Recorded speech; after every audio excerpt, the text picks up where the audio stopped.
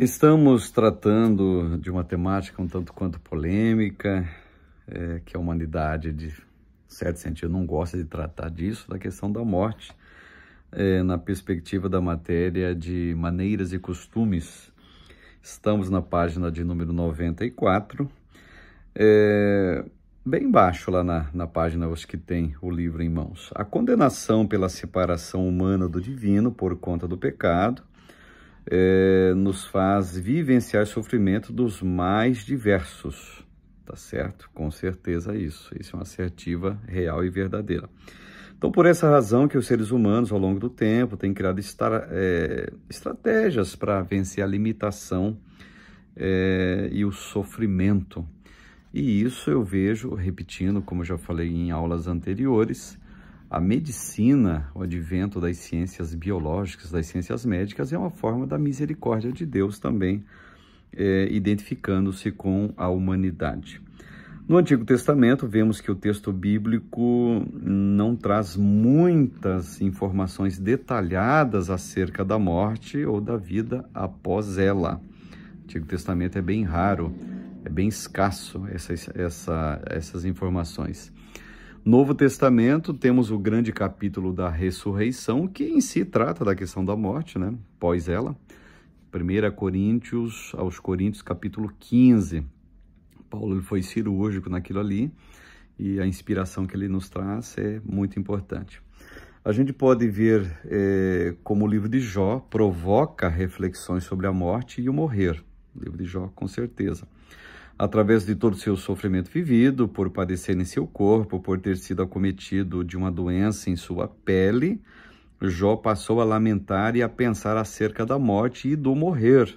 Em algumas passagens identificamos essa concepção do tempo dos patriarcas de Israel. Ele nos diz o seguinte, Jó, capítulo 10, verso 20 até o verso 22. Olha que interessante.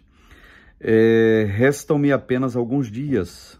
Por favor, deixe-me em paz, para que eu tenha um instante de alívio antes de partir para a terra de escuridão e densas sombras, para nunca mais voltar. É uma terra escura como a meia-noite, terra de profunda escuridão e desordem. Olha que coisa, gente.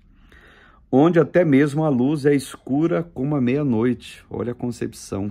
No caso de Jó, nesse contexto, Jó é um livro poético, claro, mas é um livro de personagens reais, de situações reais. Olha a concepção que Jó está trazendo. Então, veja que na fala de desabafo de Jó, identificamos a ideia do morrer com a sensação de alívio, mas também podemos ver como o morrer está ligado a um lugar de profunda escuridão, além de um lugar de profunda separação e isolamento dos homens que vão para lá. Então, a ideia é o seguinte, quando ele coloca dessa forma também, local de densas trevas, de profunda escuridão, ele também, de maneira metafórica, ele está dizendo o seguinte, olha, eu estou indo para um local que eu não sei explicar o que é, como que é, onde é. Então, essa escuridão, além dele estar trazendo uma questão, claro, geográfica, mas também não deixa de ser uma metáfora, visto que a documentação escriturística do Antigo Testamento, ela não é conclusiva e assertiva acerca do vida após morte, assim como é o Novo Testamento. No Antigo Testamento temos poucas informações, e como eles também tinham. Então, eu penso que as percepções do pessoal da Antiga Aliança está mais para o campo filosófico do que do campo, digamos assim, assertivo doutrinário. Vamos pensar dessa forma. Bom, no Salmo 94 e 17, vemos uma ideia parecida em que o salmista destaca esse lugar após a morte como um lugar de profundo silêncio. Se o Senhor não tivesse me ajudado, eu já estaria no silêncio do túmulo. Olha só. Então, essa expressão não traz muita clareza, mas estabelece como podemos identificar esse lugar de pós-morte. Claro, sempre frisando, estamos na perspectiva do Antigo Testamento. Na página 95 ainda, que estamos tratando dessas questões, bom, no Novo Testamento vemos uma vasta possibilidade de opiniões sobre a morte, como eu já falei. Os mestres fariseus carregavam a ideia da existência de um lugar de profunda tranquilidade dada aos que fossem fiéis, denominado, aqui vai entrar aquele hebraísmo de Lucas 16, o seio de Abraão. Esse lugar pode ser considerado como sendo sinônimo de paraíso para os judeus. Em seus ensinamentos no Evangelho, por exemplo, Jesus deixa muito claro que aqueles que temessem ao Pai e seguissem com devoção e fé as suas palavras não seriam condenados, mas teriam como garantia uma morada de paz e tranquilidade ao seu lado na casa do Pai. Então, essa ideia poderia ser notada em vários versos, tais como João 10 e 28, João 5 e 24 e João 5 e 29. Então, naquele evangelho escrito por João, evangelho, digamos, para os íntimos, evangelho escrito para a igreja, há um alívio e há uma, digamos, uma certeza do local onde Jesus chama de vida após a morte. Então, durante os demais livros do Novo Testamento, vemos essa defesa acerca de uma proposta de vida eterna concebida aos fiéis e uma condenação para os que não se arrependessem dos seus pecados. Então, nesse caso, nós vemos que com muita clareza, sim, a questão da morte, quando ela é tratada no Novo Testamento, ela já deixa claro duas destinações: os fiéis, vida eterna, e os infiéis, condenação eterna. Essa é uma verdade inegociável. E o escritor dos Hebreus, como eu já citei até inclusive, ao homem está ordenado morrer uma só vez. Olha que interessante. Página 96, aqui tem um tratamento de preparativos fúnebres, como era no Antigo Testamento. Página 97, os rituais fúnebres e o sepultamento em si, e se estende até a página 98, e na página 99, mais uma questão para reflexão. Vimos que a questão da morte pode trazer muito desconforto para muitas pessoas, evidente, claro, além de provocar dor e tristeza em todos os que perdem alguém. Vimos também que o morrer é a consequência direta do pecado na humanidade, com toda certeza. Assim como o pensar sobre o morrer nos ajuda nas atitudes que temos tido em vida, como o fato de não saber quando isso acontecerá comigo pode me fazer aproveitar melhor as oportunidades para melhor servir a Deus e cumprir a sua missão no mundo? É uma pergunta que se faz para mim, claro, e para todos nós.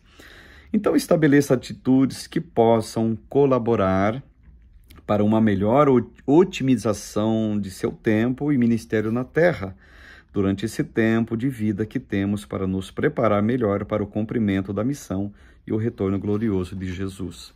Eu costumo dizer o seguinte, até de maneira filosófica, teológica, que Deus ele criou o tempo e colocou o homem dentro do tempo.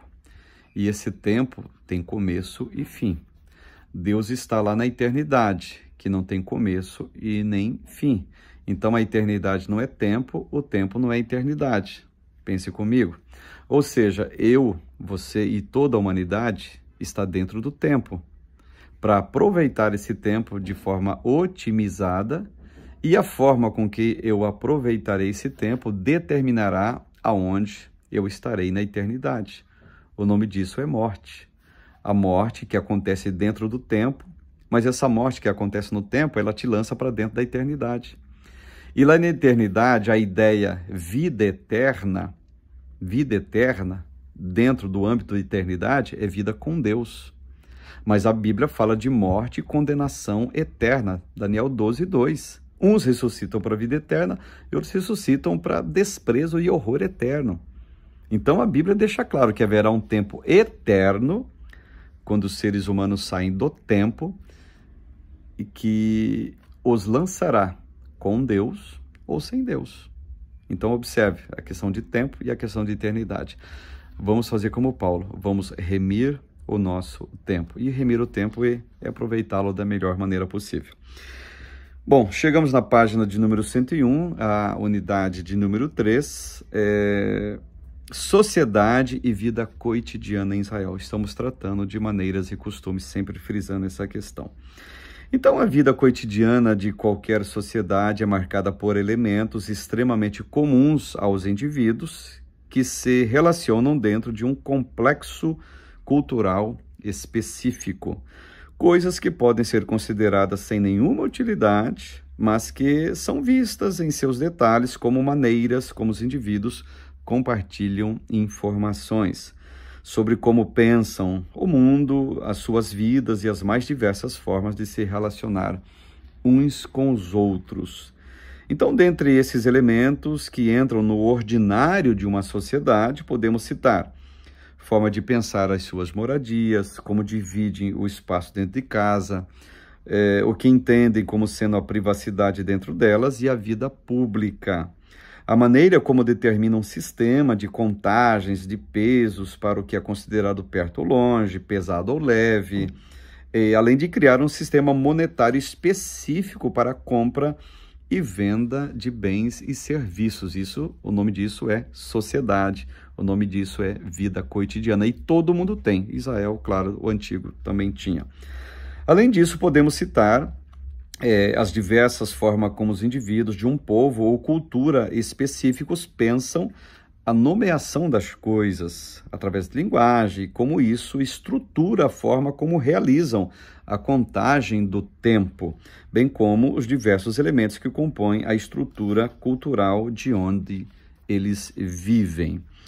E na página de número 103, do capítulo 1 desta unidade, estamos na unidade 3, as diferentes formas de habitação e moradia em Israel. A concepção bíblica acerca de moradia, o que era? Percorrendo toda a narrativa bíblica, identificamos que a ideia de moradia associa-se a elementos relacionados à vida dos judeus, mas também é usada para ilustrar a forma como Deus se relaciona com o seu povo e como demonstra todo o seu cuidado. Então, pensando nisso, principais formas de organização da habitação. Página 104. As principais formas identificadas na história do povo de Israel com relação à habitação e moradia referem-se diretamente ao nomadismo e ao sedentarismo, ou seja, no modelo nômade, não fixava-se em área para desenvolver sua agricultura, antes buscava lugares e terras que pudessem favorecer esse tipo de vida. Já no modelo conhecido por sedentarismo, o povo passou a ter moradia fixa em uma região onde pode desenvolver o modo de viver com formas de produção que garantiam a sua sobrevivência.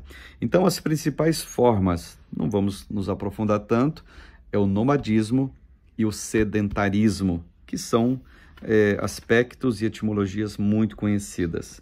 A página 105, a página 106, ela vai explicar detalhes acerca disso. E a página 107 explica também iluminação e mobílias domésticas do povo judeu.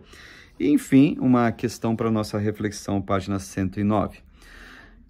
Essas duas formas analisando, nomadismo e sedentarismo, ok? Não precisa aprofundarmos tanto nessa questão. Então, como vimos, o povo de Israel possuía uma forma peculiar de pensar a sua moradia e a lógica de habitação, apontando para um ideal de cuidado e de segurança. Nesse ideal ligado à moradia, vemos os judeus relacionando isso à presença de Deus no meio deles, trazendo proteção e segurança, além de conectarem ao fato de estar na presença do divino.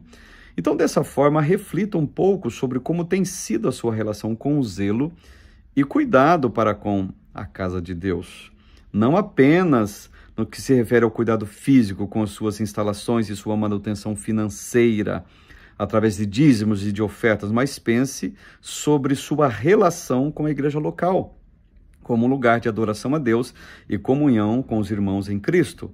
Como está a sua relação com a casa de Deus e com os que habitam nela? Nesse sentido de moradia, nós passamos para a metáfora casa de Deus sendo a igreja. Observe, eu digo metáfora com todo respeito, por quê? Porque casa de Deus é o crente em Jesus. Casa de Deus é o ser humano, lavado e remido pelo sangue do Cordeiro, que tem ajuntamentos públicos de adoração coletiva, que vem a ser a igreja. Então, nesse aspecto, se torna, assim, casa de Deus. E nós queremos, claro, um ambiente de adoração coletiva, limpo, o mais agradável possível, com suas contas em dia, com tudo certo, com dizimistas, com ofertantes, um local agradável, liturgia agradável, ambiente agradável, claro, porque ali representa-se de maneira alegórica e metafórica a casa de Deus, que é a igreja. Lembrando que o que tratou-se desse capítulo foi a forma de moradia, de se habitar do povo judeu, que é aquelas duas situações, nomadismo e sedentarismo.